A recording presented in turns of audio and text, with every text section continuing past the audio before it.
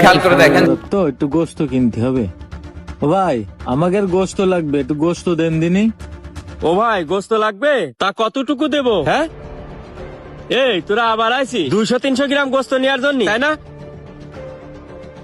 প্রতিদিন ঝামেলা পাকানো। এই জামাল, এই 10 কেজি গোস্ত দে তো তাড়াতাড়ি। ভাই 10 কেজি গোস্ত নেবেন? এই তো দাঁড়ান দাঁড়ান, এখনই দিচ্ছি। ও ভাই, আমরা না আগে আসলাম, তা আপনি আমাদের বাদ দিয়ে ওনারে আগে দিচ্ছেন কেন? এই, আমি কারে গোস্ত দেবো তোর কাছে জিজ্ঞেস করতে হবে? তুই কোনে নিবি 200-300 গ্রাম গোস্ত? আরে আমি 10 কেজির কাস্টমার ফেলাই থেকে কি তোরে দেবো? এই তুই সাইডে গিয়ে দাঁড়া, আগে আমি 10.5 কেজি গোস্ত দিয়ে নি। যা সর। আরে এই মানুষটা গরিব বলে জামাল ভাই ওনার সাথে একই ব্যবহার করতেছে। ও ভাই শোনেন, এই তুই চুপচাপ দাঁড়া, নইলে কিন্তু তোরে গোস্ত দেবো না।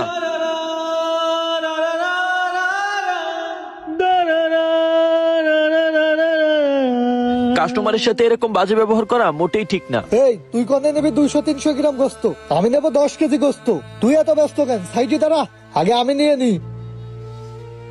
এ কি ব্যাপার, ওই কাস্টমার ওনার সাথে খারাপ ব্যবহার করতেছে। আব্বু উনি তোমার বলতেছে কেন? থাক বাবা, ওনার আগে দিয়ে নিক, আমরা একটু সাইডে দাঁড়াই। গোস্তের কেজি 750 টাকা। 200-300 গ্রাম গোস্ত কিনতে আসতে তো লজ্জা করে না? কথা না বলে যা সাইডে দাঁড়া। স্যার আপনি উত্তেজিত হেন না, এই যে আপনার গোস্ত রেডি হয়ে গেছে, এই নেন, ভালো তাজা দেখেই দিছি স্যার। হ্যাঁ, এই নে টাকা, গেলাম আমি। যত সব ফকির নিয়ে আবার গোস্ত কিনতে আসে। এই তোরা প্রতিদিন আমার দোকানে কি জন্য আসিস? তোদের জন্য আমার গোস্ত বিক্রি করতে ঝামেলা হয়। বল আজকে আবার কি জন্য আসিস? 200 গ্রাম দেবো না 300 গ্রাম দেবো? না না ভাই, আজকে 200 গ্রামও নেবো না, 300 গ্রামও নেবো না। হ্যাঁ, 200 গ্রামও নিবি না 300 গ্রামও নিবি না? তার মানে আজকে আরো গোস্ত কম নিতে আসিস?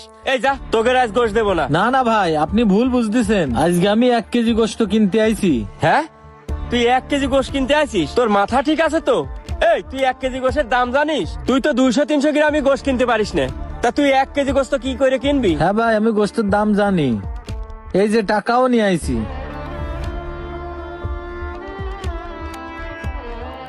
এই তুই এত টাকা কোনে বানি?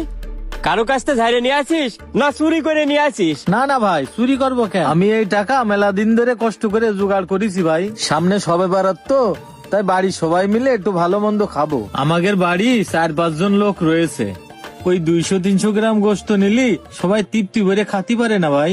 বছরকের একটা দিন, তাই কেজি খানিক গোস্ত নেব, যাতে সবাই মিলে তৃপ্তি করে খাতে পারি। আর বছরকের একটা দিন সবাই ভালো মন্দ রান্না করে। ছেলেটা কারো বাড়ি গেলি সবাই তাড়াই দেয়, দেখলে খুব কষ্ট লাগে ভাই। এই জন্যই অনেক কষ্ট করে এই টাকাগুলো জোগাড় করেছি ভাই, 1 কেজি গোস্ত কেনার জন্য। ও আচ্ছা দাঁড়া, তোরে আমি 1 কেজি গোস্ত দিচ্ছি। ও ভাই, সব সময় তো 200-300 গ্রাম গোস্ত নি, আজকে